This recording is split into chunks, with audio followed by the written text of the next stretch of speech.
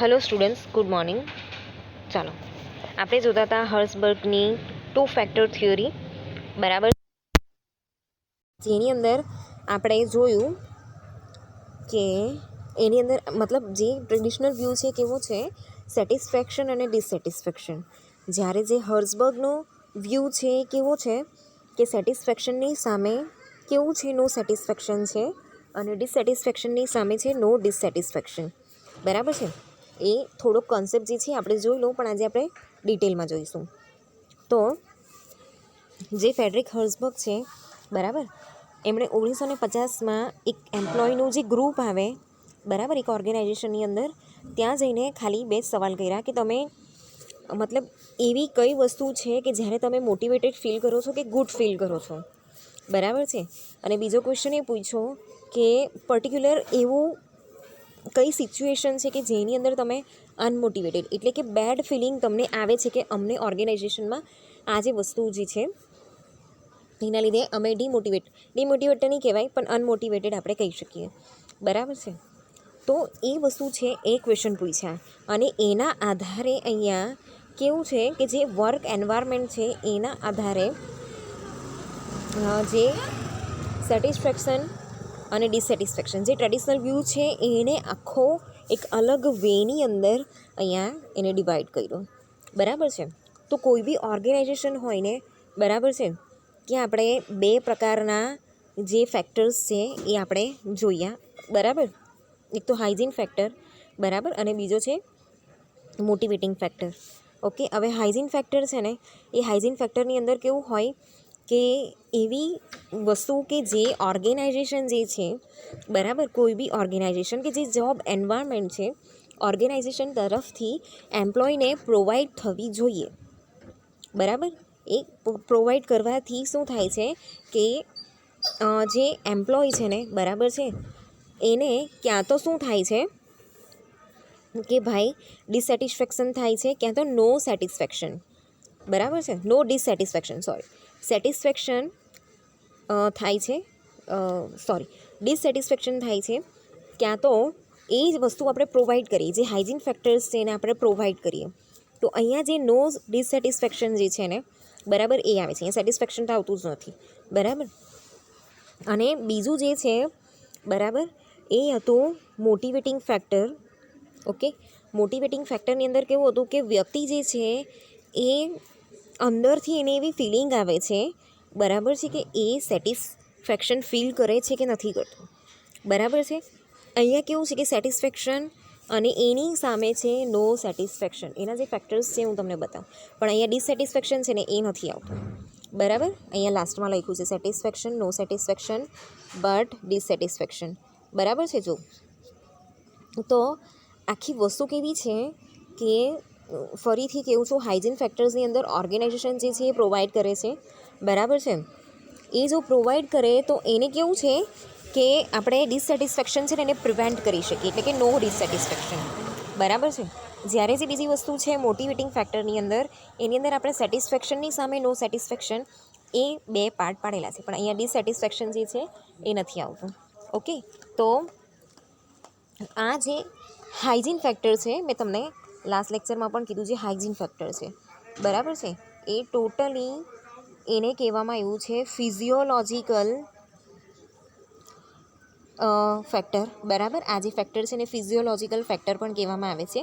જ્યારે જે motivating factors છે, બરાબર છે, એને આપણે કહીશું સાયકોલોજિકલ ફેક્ટર્સ, બરાબર છે.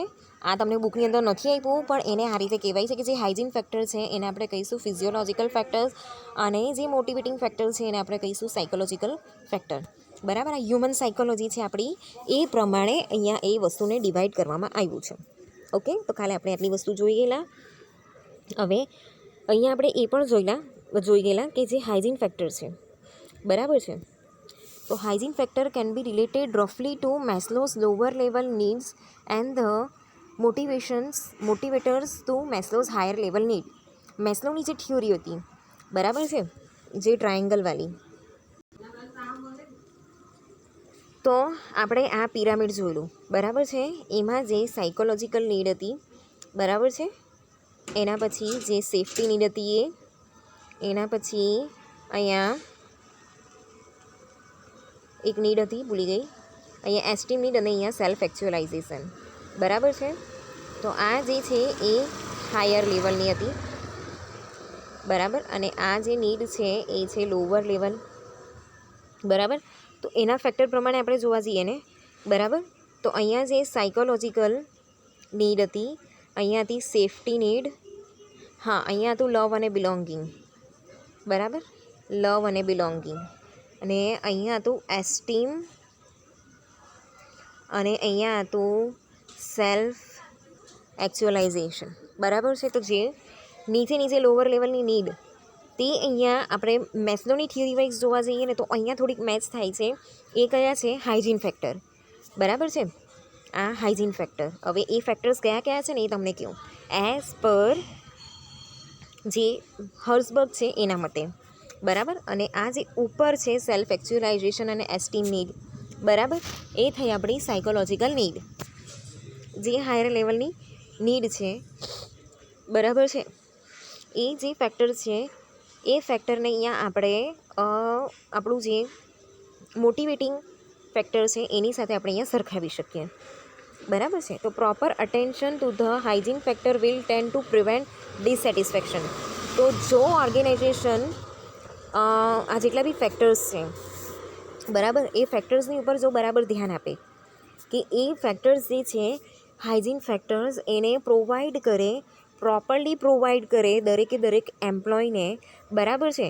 તો આપણે જે ડિસસેટિસ્ફેક્શનનો જે એરિયા છે, બરાબર, એને અહીંયા આપણે પ્રિવેન્ટ કરી શકીએ છીએ. એટલે કે નો ડિસસેટિસ્ફેક્શન. એ સેટિસ્ફેક્શન તો આવતું જ નથી. બરાબર છે. કેમ કે એ કેવું છે કે હ્યુમન ટેન્ડન્સી પર એ ડિપેન્ડ કરતું હોય, આપણી સાયકોલોજી પર ડિપેન્ડ કરતું હોય કે એને ક્યારે સેટિસ્ફેક્શન થાય છે. બરાબર છે. એટલે આપણે અહીંયા એ તો ડિસાઇડ જ નહીં કરી શકીએ. અને જે હાઇજીન ફેક્ટર છે, બરાબર છે, તો hygiene factors are necessary to avoid unpleasantness at work. તો જો આ બધી વસ્તુ અહીંયા પ્રોવાઈડ કરવામાં આવે ને તો જે કેવું છે કે અનપ્લીઝન્ટનેસવાળું કે કોઈ બી એમ્પ્લોય છે એને નહીં ગમતું હોય, કે કોઈ બી એમ્પ્લોય હોય, બરાબર, એક એમ્પ્લોયને બી અહીંયા નહીં ગમતું હોય ને, બરાબર છે, તો એ વસ્તુ જે છે ને કશે ને કશે આપણે સુધારવા જેવી હોય જ. બરાબર છે. તો એવું વર્ક એન્વાયરમેન્ટ કે જેનાથી એમ્પ્લોઈઝ જે છે ખુશ નહીં હોય. બરાબર છે. તો આ જે હાઇજીન ફેક્ટર છે, બરાબર છે, એ હાઇજીન ફેક્ટરની અંદર એ વસ્તુ ફૂલફિલ કરવી જોઈએ. બરાબર છે. So due care should be taken by management towards hygiene factor as first priority. બરાબર છે. એટલે મેનેજમેન્ટ જે છે એણે અહીંયા ખાસ ધ્યાન આપવું જોઈએ. Once the state of no dissatisfaction exists, trying to improve motivation, further attention should be given to the motivating factor. હવે જ્યારે હાઇજીન ફેક્ટર છે એમાં નો ડિસસેટિસ્ફેક્શન જે છે એ એક્ઝિસ્ટ કરે છે, એ આવી જાય છે. બરાબર છે. તો ત્યારે આપણે કયું છે કે જે મોટિવેટિંગ ફેક્ટર્સ છે ને એના પર આપણે અટેન્શન આપી શકીએ છીએ અને ઇમ્પ્રૂવ કરી શકીએ છીએ. બરાબર છે. તો અહીંયા જે બંને ફેક્ટર્સ છે, બરાબર, હાઇજીન અને મોટિવેટિંગ, એ બંને ફેક્ટરને પ્રોપરલી અહીંયા ઇમ્પ્લિમેન્ટેડ કરવામાં આવે મેનેજમેન્ટ દ્વારા કે ઓર્ગેનાઇઝેશન દ્વારા. બરાબર છે. તો જે એમ્પ્લોય છે ને એ સેટિસ્ફેક્શન બી ફીલ કરે છે અને મોટિવેટેડ બી ફીલ કરે છે. બરાબર છે. તો ત્યારે એ પોતાના કામથી સેટિસ્ફાઈડ અને મોટિવેટેડ રહેશે ને તો જ એ પોતાનું ડેવલપમેન્ટ કરશે, સાથે સાથે ઓર્ગેનાઇઝેશનનું બી ડેવલપમેન્ટ કરશે.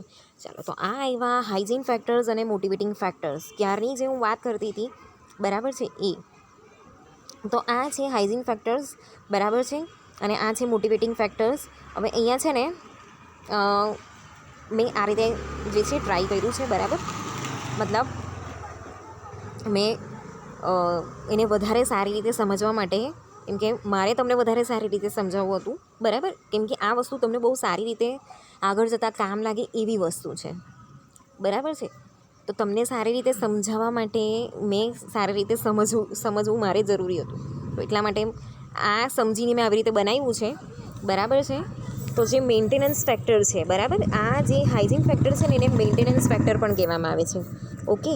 તો હાઇજીન ફેક્ટરની અંદર પહેલું છે જોબ સિક્યુરિટી.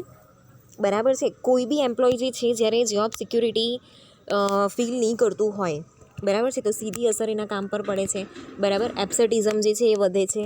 બરાબર છે.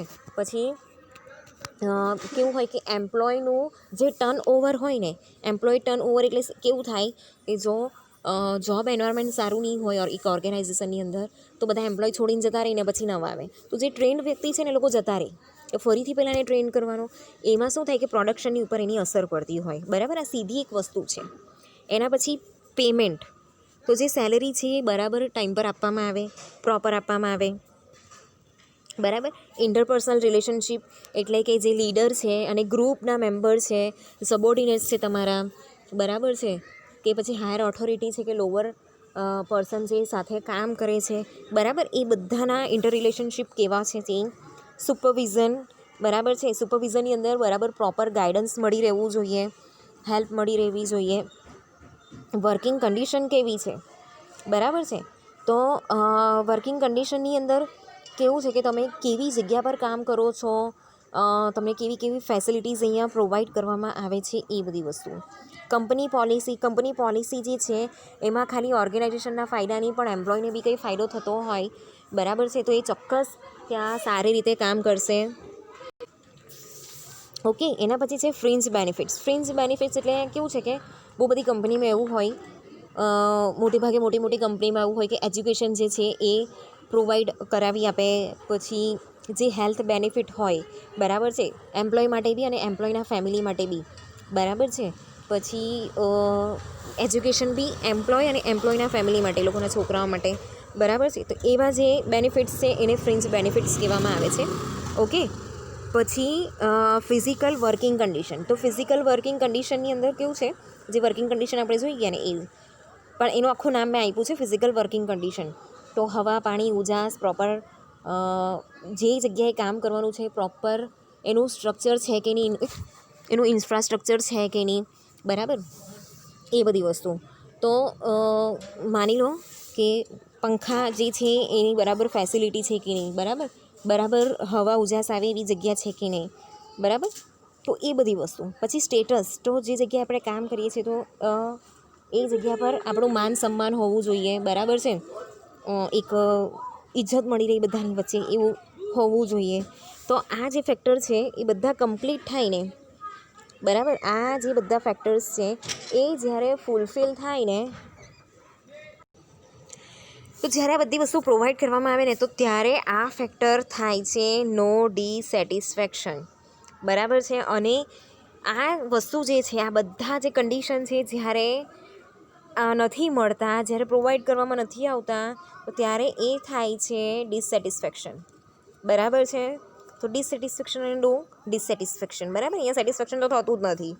ઓકે, એના પછી છે આ સેટિસ્ફેક્શન એટલે કે મોટિવેટિંગ ફેક્ટર્સ જે છે એ, બરાબર.